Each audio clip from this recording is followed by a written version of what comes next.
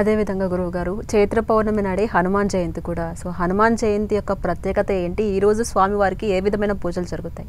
ఇక్కడ మనందరం కూడా ముఖ్యంగా చెప్పుకోవాల్సింది హనుమతత్వాన్ని మనం చెప్పుకోవాలి. హనుమంతుడు బలవంతుడితో పాటుగా బుద్ధిమంతుడు, అలాగే ఎంతటి కార్యాన్నైనా సాధించుకురాగలిగినటువంటి శక్తిమంతుడు.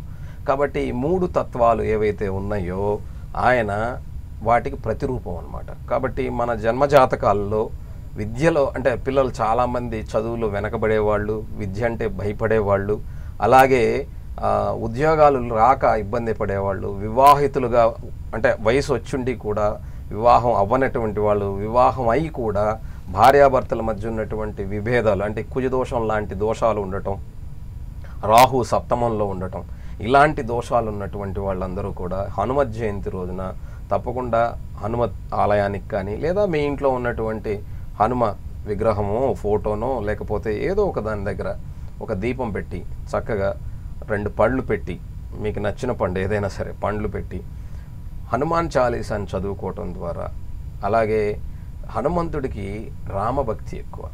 హనుమంతుడిని పిలిచే కన్నా కూడా రామనామం చెప్పటం వల్ల హనుమంతుడు త్వరగా కనికరిస్తాడట. కాబట్టి ఈ రామనామాన్ని తప్పకుండా జపించటం ద్వారా ఈ హనుమాన్ జయంతి రోజున హనుమాన్ చాలీసా చదివి మనం కానీ ఈ రామనామాన్ని జపించి, ఎందుకంటే రామ అనేటువంటి శబ్దం 2 మంత్రాల యొక్క స్వరూపంగా చెప్తారు.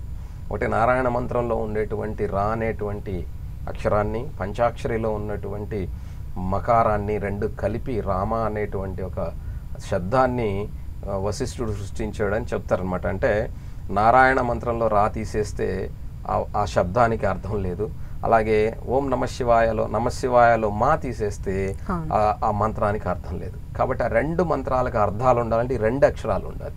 కాబట్టి అంత పవర్ఫుల్ అయినటువంటి అనమాట. అంటే ఇక్కడ రామతత్వంలో 2 ఉంటాయి అన్నమాట.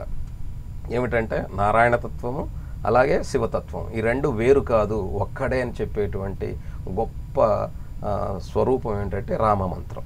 కాబట్టి ఈ రామమంత్రాన్ని హనుమ ఎక్కువగా జపిస్తూ ఉంటాడు. కాబట్టి హనుమ ఏదైతే ఇష్టపడతాడో మనం దాన్ని చేయటం ద్వారా త్వరగా ఆయన ప్రసన్నమయ్యేదానికి అవకాశం ఉంటుంది.